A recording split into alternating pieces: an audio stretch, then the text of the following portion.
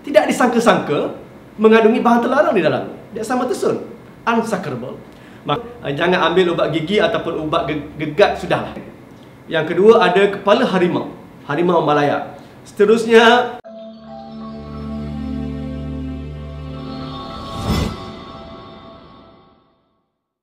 Bismillahirrahmanirrahim. Assalamualaikum warahmatullahi taala wabarakatuh. Salam sejahtera. Nama saya Afarizar bin Siddiq. Saya adalah pegawai farmasi mewakili Gucan Ubat daripada bahagian Perkhidmatan Farmasi Jabatan Kesihatan Negeri Kelantan. Selamat datang ke episod 2. Kami namakan episod ini sebagai Cara Nak Kenal Ubat KKM. Namun sebelum itu, sudilah kiranya jua agar Gus sekalian dapat subscribe YouTube channel Gucan Ubat ini. Gus sekalian, berapa ramai yang pernah beli ubat? Berapa ramai yang pernah makan ubat? Berapa ramai yang makan ubat tiap-tiap hari? Berapa ramai yang beri makan ubat kepada anak-anaknya? Berapa ramai yang beri makan ubat kepada ibu bapanya yang uzur?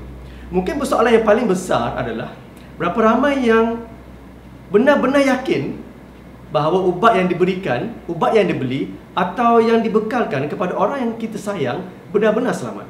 Ingat lagi episod 1 Makjun Ubi Jaga. Bayangkan, Gus sekalian, ubat tradisional dari sebuah kampung di negeri Kelantan tidak disangka-sangka mengandungi bahan terlarang di dalam. Dia sama tersun, unsacharable. Maka izinkan kami pada episod kali ini untuk berkongsi dengan Gus sekalian cara bagaimana kita nak mengurangkan risiko untuk kita menggunakan ubat yang tidak selamat di pasaran. Berapa ramai yang sudah bersedia? Gus sekalian, apabila saya menyebut perkataan ubat KKM, ini adalah merujuk kepada ubat yang berdaftar dengan Kementerian Kesihatan Malaysia. Faham semua? Okey. Semua ubat-ubatan apabila hendak dipasarkan kepada kita, rakyat Malaysia sebagai pengguna, ubat tersebut wajib berdaftar dengan Kementerian Kesihatan Malaysia terlebih dahulu. Ini bukan saya yang kata, ini adalah peruntukan undang-undang. Menurut Peraturan 7/1/A, Peraturan Kawalan Dadah dan Kosmetik 1984 yang dibuat di bawah Akta Jualan Dadah 1952, mengilang, menjual, membekal, mengimport, memiliki atau memberi ubat yang tidak berdaftar adalah satu kesalahan. Saya ulang sekali lagi. Mengilang, menjual, membekal, mengimport, memiliki dan memberi ubat yang tidak berdaftar adalah satu kesalahan mengikut Akta Jualan Dadah 1952 dan kita boleh dihukum kerana itu. Maka sehubungan dengan itu, Kementerian Kesihatan Malaysia menasihatkan kita sebagai pengguna agar hanya menggunakan ubat yang berdaftar dengan Kementerian Kesihatan Malaysia sahaja atau ubat KKM. Ubat KKM ini dijamin oleh Kementerian Kesihatan Malaysia sebagai selamat dan berkualiti. Dapat sesuatu tu. Berapa ramai yang nak tahu cara nak kenal ubat yang berdaftar dengan KKM? Gus sekalian, ubat yang berdaftar dengan KKM ada dua ciri. Ada berapa ciri? Ya, ada dua ciri. Ciri-ciri ini boleh dilihat pada kotak ataupun botol ubat tersebut. Ciri yang pertama adalah nombor MAL. Ciri yang kedua adalah pelekat hologram. Saya ulang kembali lagi. Ciri yang pertama adalah nombor MAL, manakala ciri yang kedua adalah pelekat hologram. Kita pergi dulu, kita sentuh dulu berkenaan dengan ubat KKM. Gus sekalian, Gus boleh bayangkan kenderaan yang berdaftar dengan JPJ. Semua kenderaan ini mempunyai nombor plate-nya sendiri. Begitu juga dengan ubat yang berdaftar dengan Kementerian Kesihatan Malaysia, mereka juga mempunyai nombor plate-nya sendiri. Nombor plate untuk ubat KKM ini dinamakan sebagai nombor MAL. Format nombor MAL ini adalah ianya bermula dengan huruf MAL diikuti dengan 8 digit nombor dan diakhiri dengan satu kod. Saya ulang sekali lagi. Format nombor MAL ini ia bermula dengan huruf MAL diikuti dengan 8 digit nombor dan diakhiri dengan satu kod. Apa kata untuk tujuan exercise atau untuk tujuan pemeriksaan secara bersama, apa kata kalau Gus sekalian dapat mengambil, mencapai apa-apa ubat yang berada di sekeliling Gus sekalian. Mungkin boleh ambil di dapur, mungkin boleh ambil di bilik tidur. Jangan ambil ubat gigi ataupun ubat gegat, sudahlah. Okay, saya bagi masa 10 saat daripada sekarang. 12 seconds later. Gus sekalian, adakah sudah bersedia dengan ubat masing-masing? Di tangan saya ada satu contoh ubat. Apa kata kita membedah ataupun memeriksa ubat yang berada di tangan masing-masing. Okey, di tangan saya, nombor pendaftaran, nombor MAL untuk ubat ini adalah MAL 14125146 dan diakhiri dengan huruf X. Okay, dan nombor MAL ni biasanya amat kecil cetakannya. Guru sekalian perlu mencarinya dengan berhati-hati ataupun dengan teliti. Okey. Apabila kita menyentuh berkenaan dengan kod di belakang nombor MAL ini, ianya adalah merujuk kepada kategori ubat tersebut. Ada 4 kod di belakang nombor MAL. Yang pertama yang saya sebut tadi, huruf X. Huruf X ini adalah merujuk kepada ubat am. Contoh yang terbaik untuk ubat am adalah ubat demam paracetamol. So, ubat demam paracetamol ini adalah sejenis ubat am. Okey. Seterusnya, selain daripada huruf X, nombor 2 adalah huruf A. Huruf A ni, guru sekalian, ianya adalah merujuk kepada ubat terkawal ataupun control medicine, ataupun dengan bahasa mudahnya ubat moden. Ia digunakan untuk merawat penyakit-penyakit seperti kencing manis, darah tinggi, kanser, ubat tahan sakit, ubat bunuh kuman dan sebagainya. Okey, faham? Seterusnya, huruf yang ketiga. Seterusnya, nombor yang ketiga adalah huruf T. Dan huruf T ini merujuk kepada ubat tradisional. Contohnya seperti untuk lelaki, tongkat ali, untuk wanita kacip, Fatimahnya.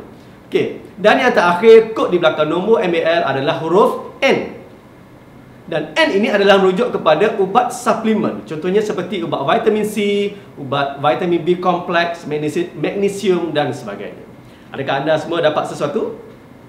Guru sekalian, seterusnya kita pergi kepada ciri kedua ubat KKM, iaitu pelekat hologram. Untuk produk yang saya pegang ini adalah pelekat hologram yang telah ditampal pada produk ini untuk menunjukkan ianya berdaftar dengan Kementerian Kesihatan Malaysia.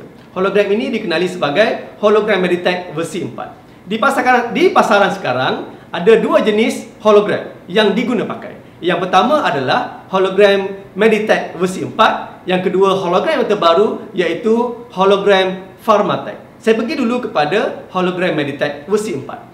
Hologram Meditech versi 4 ini, pihak industri hanya boleh menggunakannya, boleh menampalnya pada produk berdaftar sehingga tarikh 31 Ogos 2020 sahaja. Selepas tarikh tersebut, mereka perlu menggunakan Pharmatech. Jadi selepas 31 Ogos 2020, masih ada Meditech versi 4 sehingga produk tersebut luput ataupun sehingga produk tersebut digunakan oleh pengguna. Faham? Okey. Apa yang boleh dilihat dengan mata kasar pada hologram Meditech versi 4 ini? Okey, kita sama-sama tengok produk masing-masing, cari hologram Meditech. Okey. Yang pertama ada perkataan KKM. Yang kedua ada kepala harimau, harimau Malaya. Seterusnya perkataan Meditech, seterusnya perkataan PBKD DCA. PBKD ini adalah pihak berkuasa kawalan dadah, DCA adalah Drug Control Authority. Kemudian ada satu nombor siri. Nombor siri ini jangan samakan dengan nombor MAL. Nombor siri ini hanya merujuk kepada nombor siri hologram Meditech ini sahaja. Seterusnya dia ada QR code. Okey. Guru sekalian boleh tengok hologram masing-masing. Seterusnya saya sentuh pula berkenaan dengan hologram terbaru iaitu hologram Pharmatech. Sebenarnya hologram Pharmatech ini boleh digunakan oleh pihak industri sejak September 2019 lagi. Mereka akan beransur-ansur mengambil alih Meditech versi 4 ini dalam pasaran. Okey. Apa yang boleh kita lihat dengan mata kasar pada hologram baru Pharmatech ini? Yang pertama, dia ada perkataan KKM. Yang kedua, dia ada perkataan PBKD DCA. Yang ketiga, dia ada bunga raya. Yang keempat, dia ada nombor siri. Dan yang kelima, dia ada QR code.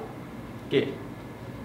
Untuk pengetahuan guru sekalian, pihak syarikat yang mengeluarkan Pharmatech ini telah membangunkan satu aplikasi yang boleh dimuat turun secara percuma, sama ada di Google Play ataupun App Store, yang dinamakan sebagai Pharmachecker.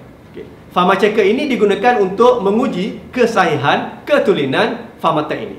Guru sekalian, adakah semuanya sudah faham berkenaan dengan nombor MAL dan yang keduanya pelekat hologram? Sekiranya guru sekalian mempunyai banyak persoalan sama ada ubat ini berdaftar atau tidak, ubat yang guru guna ini ada MAL ataupun tidak, boleh komen, bertanya dengan kami di ruangan komen yang ada di bawah.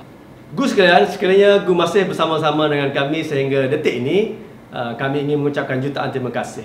Sabarnya Tuhan menunggu kami dari rebung sampai menjadi buluh, dari putik sampai menjadi buah, dari kepompong sampai menjadi rama-rama, dari ulat sampai menjadi songkit, dari benih sampai menjadi pohon. Begitu lamanya tuan menunggu adindanya. Begitu lamanya Gu sekalian mendengar celoteh saya pada hari ini. Sekiranya Gu merasakan bahawa ada manfaat daripada perkongsian saya pada hari ini, sama-samalah subscribe ataupun boleh like, share ataupun komen di bahagian bawah. Gu sekalian, ingin saya tegaskan sekali lagi, ingin kami nasihatkan kepada Gu sekalian, hanya menggunakan ubat yang berdaftar dengan Kementerian Kesihatan Malaysia saja atau ubat KKM, kerana ubat KKM ini dijamin sebagai selamat dan berkualiti. Saya sudahi lafaz yang mulia. Wabillahi taufiq wal hidayah. Wassalamualaikum warahmatullahi taala wabarakatuh. Jumpa di episod yang seterusnya. Beres.